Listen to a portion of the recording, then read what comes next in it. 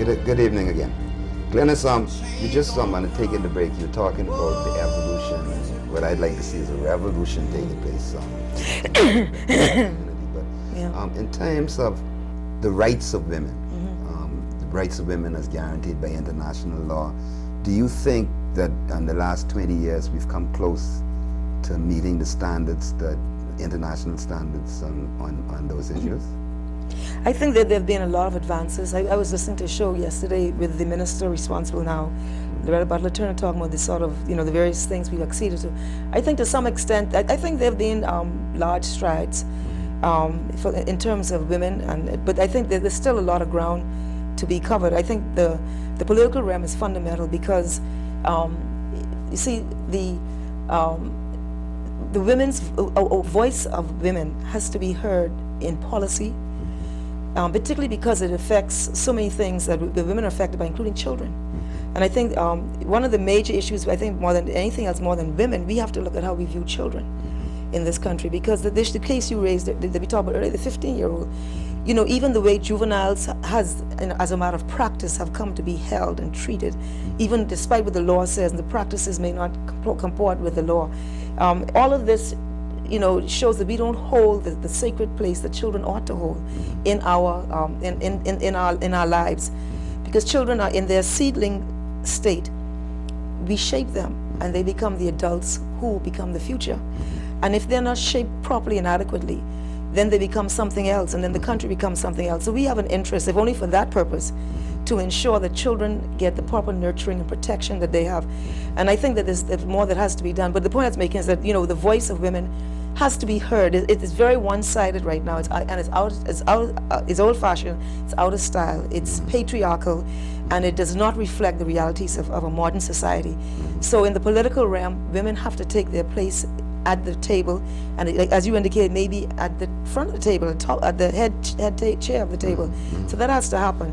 So I think that while advances have been made in critical areas, like in the political realm, which affects policy, which affects everything from government, that is where I'd like to see a larger involvement of women, and hopefully that will happen, and we'll begin to see a better country. I think that you talk about revolution, doesn't take it to that point.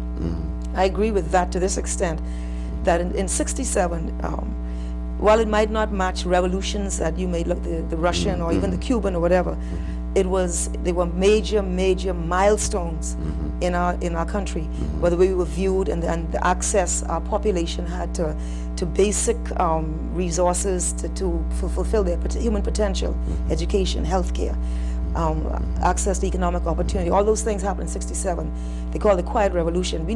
I think today in 2009, you said our country is going to hell. The truth is, we cannot simply be managing the status quo and tinkering with this and shining this up and painting this a different color and bringing one new law here that's sort of left field, and then you still have this norm, this norm happening. We need to have a really serious paradigm shift in the Bahamas, serious one, along the lines of 67, that is in line with global trends, all those issues that come with global realities, that's in line with our own cultural realities. We're no longer the same population we used to be. We now have people who have come from different demographics, different countries, who are here, who now form in large numbers our cultural base. Policy has to reflect the way we view the development of people who come from that from that population base, and we have to look at our education system. Our education system, all we spend, we have the huge budget every year, the largest every year. We tap the table in Parliament, but how much money we give in education? But are we reaping the benefit? We're not. You spend the money, you come in, you're limping out, and then you think you do something. There has to be a paradigm shift in the Bahamas.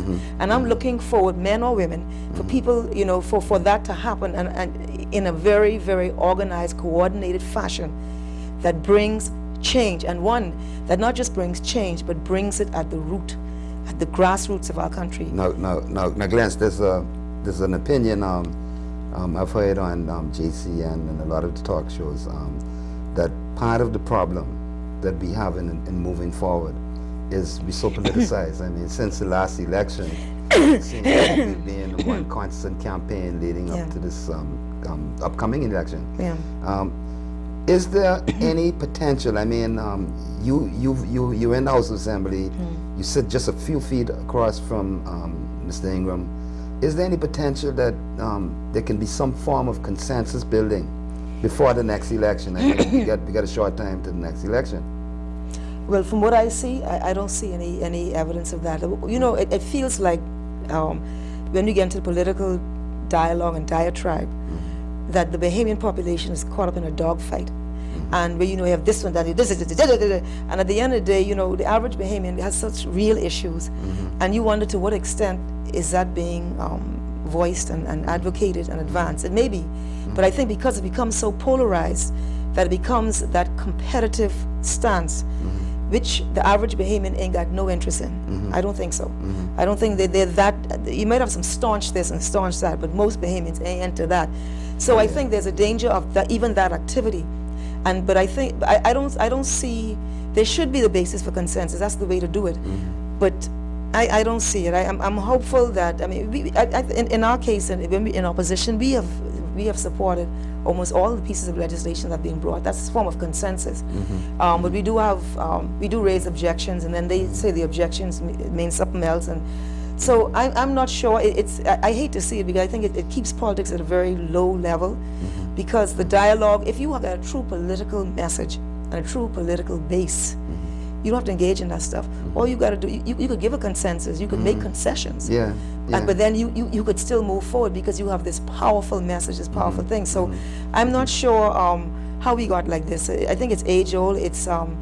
I think it's age old. I think but it's just that it's getting worn and tired now, and that's probably why we're asking the question about it. But I mean, something like marital rape, for instance. I mean, it's not a political issue.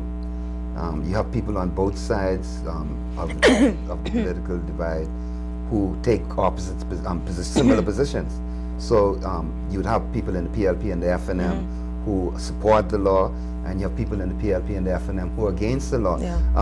In a matter such as this, how do you see, in terms of what we've been talking about, moving the rights of women forward, how do you see any way of making an intelligent discussion or debate about the issues, rather than what I've been hearing, you know, some biblical quotations about how the woman got to give it up when he wanted, like the fella, you remember that fella, Mama used to send her money to him, Jim and Tommy Baker. When Jim Baker was seducing that woman, he said, when you give it to me, you give it to God. Now, that's the voice I hear. And what do you feel in terms of marital rape now? And I know it's a very serious issue, and it affects a lot of women. But in terms of marital rape, how can this debate now become depoliticized? Yeah, I think let me just say, I don't think there's any woman, there may be, I don't know, I don't think there's any woman who truly believes that any other individual has the right to impose upon her in any physical form in that way. I don't think so. But I think that, I believe what has touched the psyche of the Bahamian population and created some controversy, like the church and whatever, I believe is because it touches on the structure of how women are seen in the household. And it's a very subtle issue.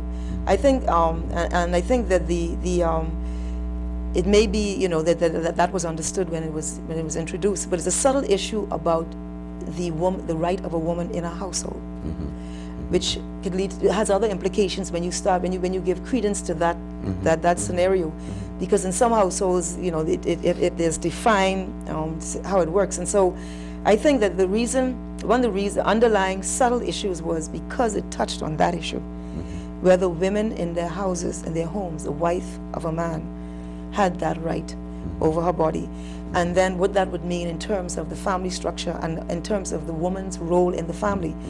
I don't see how it could harm the woman's role in the family. It can only enhance. I think parents who respect each other and equally respected can only be a good environment for children.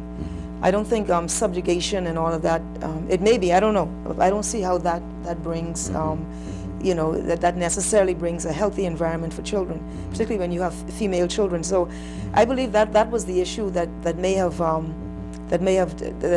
I think that was the underlying issue of all the issues.